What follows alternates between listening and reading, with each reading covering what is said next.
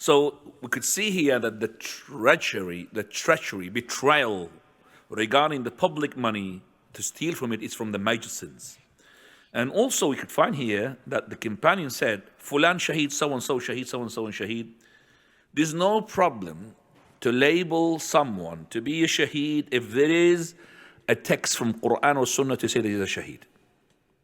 Like, for example, Umar, he's what? Shaheed. Who said so? Prophet ﷺ. Uthman is what? Shaheed. Who said so? The Prophet ﷺ. Talha, he's Shaheed because the Prophet ﷺ said so. And also Hamza and so on, the companions. Allah called them Shaheed. But somebody whom the Prophet did not call Shaheed, I cannot call him in particular as a Shaheed. Even I've seen him fighting in the battle and fiercely against the kuffar, and he died as a Shaheed. I cannot say he's a Shaheed. Because Shahada is something is inside. Here the companion said about this person is a Shaheed, he's from the companions. He said, no, I saw him in the fire. Why? Because he stole a cloak from the war booty. So I cannot say about a person as a Shaheed, and Imam al-Bukhari had made a chapter called Bab La yuqalu fulanun Shaheed. Chapter that you're not supposed to say so-and-so is a Shaheed. I cannot say he's a Shaheed. Because Shahada is to be given by divine. You don't know what is the inside of that person. Was he fighting for the sake of Allah, fighting for the fame, to be called a hero, to be called a Shaheed? You don't know.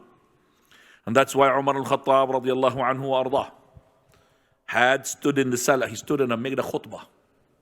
And he said, لا تقولوا في مغازيكم فلان شهيد ومات فلان شهيد. Don't say in your fight, in your battles, that so-and-so is a martyr and so-and-so died as a martyr. فلعله. Maybe he was killed by his animal. The animal killed him. He was not really fighting. But you could say the following.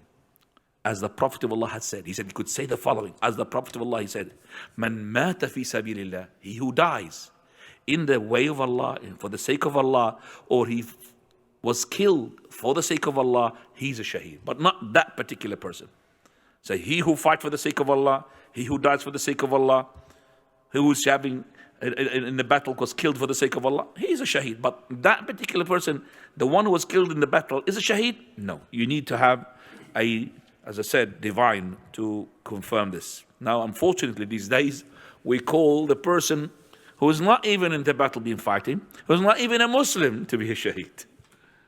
Huh? Wallahi, I'm talking about even non-Muslim, because he was doing some heroic thing. Maybe he stood up for the leader and he was killed by the leader. Huh? He's not even the martyr. He's a Shaheed, mashallah.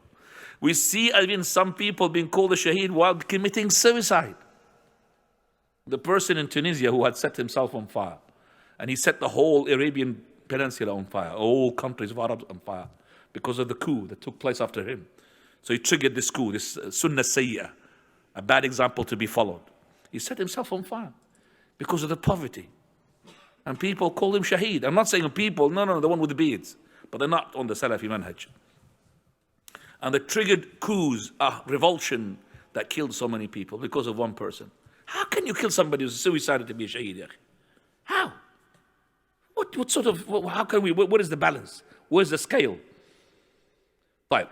Also from this hadith, we could see that even killed in the sake of Allah, it's not going to be settling down the rights of the people. Yes, it will give you everything, but not right of the people, because he said, the Prophet of Allah, he said he will be in fire. Why? Because he's stolen somebody's item.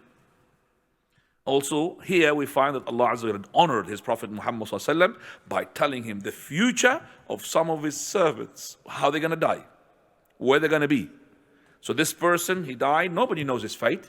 Allah told the Prophet of Allah through revelation, he's going to be in hell. Because he stole in a cloak. Nobody knew about the cloak except for the Prophet of Allah. He knew it through the divine, through revelation.